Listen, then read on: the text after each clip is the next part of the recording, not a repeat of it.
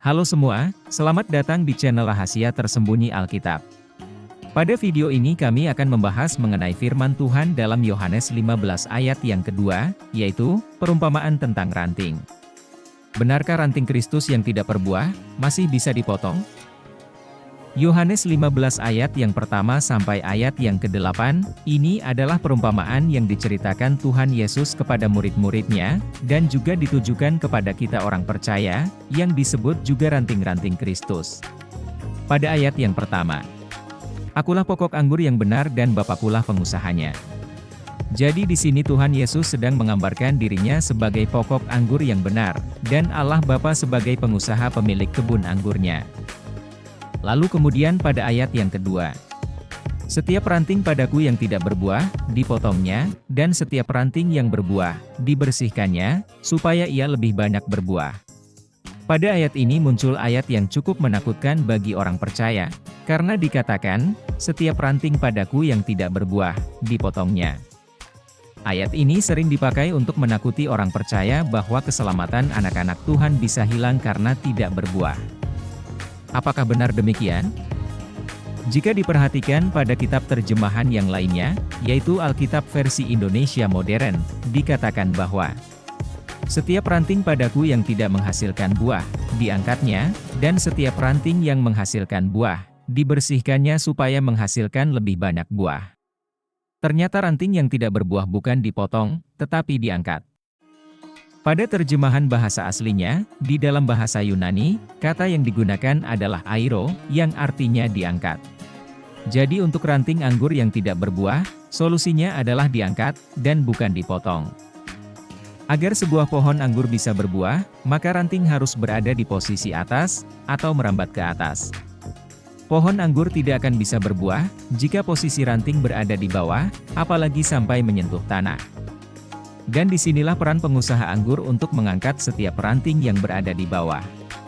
Pengusaha anggur pasti paham dan mengerti bagaimana ranting bisa menghasilkan buah. Solusinya adalah diangkat dan bukan dipotong. Jadi di dalam konteks perumpamaan ini, Tuhan Yesus memberikan solusi bagi orang percaya yang belum berbuah, yaitu diangkat supaya bisa menghasilkan buah. Lalu bagaimana dengan Yohanes 15 ayat yang ke-6?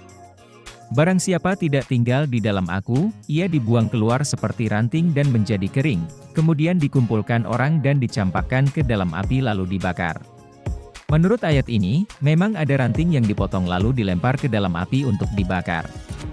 Jika kita perhatikan ayat yang kedua, ada kalimat dari Tuhan Yesus bahwa ranting yang tidak dipotong adalah ranting yang ada padaku. Ranting yang dimaksud adalah ranting orang percaya yang sudah di dalam Kristus. Sedangkan pada ayat yang ke-6, ada kalimat dari Tuhan Yesus bahwa ranting yang dipotong itu adalah, "Barang siapa tidak tinggal di dalam aku." Apa yang dimaksud barang siapa tidak tinggal di dalam aku? Tentu saja yang dimaksudkan adalah ranting orang yang tidak percaya, karena dikatakan, tidak tinggal di dalam aku, atau ranting liar yang tidak menyatu dengan sang pokok anggur. Jadi sudah jelas bahwa jika kita telah menjadi ranting Kristus maka kita tidak akan pernah dipotong dan dibuang ke dalam api. Dan selanjutnya, bagaimana orang percaya berbuah bagi Kristus? Firman Tuhan Yohanes pasal 15 ayatnya yang keempat, berkata demikian, "Tinggallah di dalam aku dan aku di dalam kamu."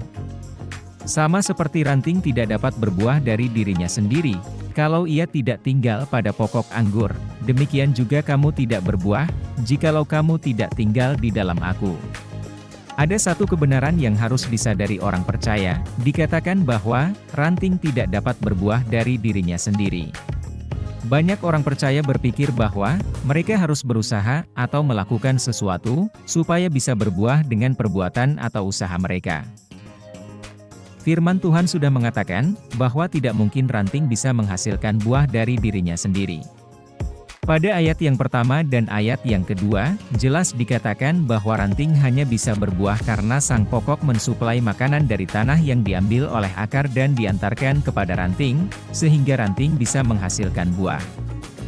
Dan juga tentunya ada perbuatan pengusaha yang merawat kebun anggur dan mengangkat ranting yang tidak berbuah.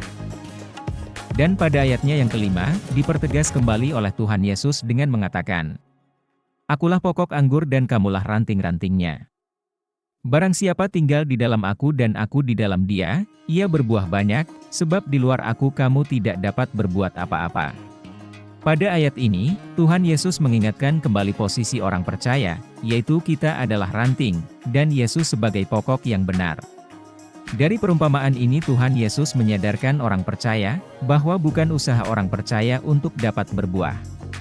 Tetapi, harus ada usaha pokok anggur dan upaya dari pengusaha anggur, agar ranting bisa berbuah. Jadi bagi mereka yang sudah di dalam Kristus, ranting pasti berbuah. Yang dilakukan oleh orang percaya hanya tetap tinggal di dalam sang pokok. Jika tidak berada di dalam sang pokok, ranting pasti menjadi kering. Seperti yang ayat 6 katakan, ranting kering dipotong dan dikumpulkan orang untuk dibakar. Kehidupan kekristenan sebenarnya sangat sederhana, mereka hanya perlu menyadari, semua tentang Yesus, dan bukan tentang perbuatan manusia. Pada ayat yang ke-7 dikatakan, "Jikalau kamu tinggal di dalam aku dan firman-Ku tinggal di dalam kamu, mintalah apa saja yang kamu kehendaki, dan kamu akan menerimanya." Ini adalah janji yang luar biasa bagi orang percaya untuk disadari, bahwa mereka adalah ranting Kristus dan tinggal di dalam Kristus sang pokok anggur. Maka mereka diizinkan untuk minta apa saja yang mereka kehendaki, Tuhan menjamin mereka akan menerimanya.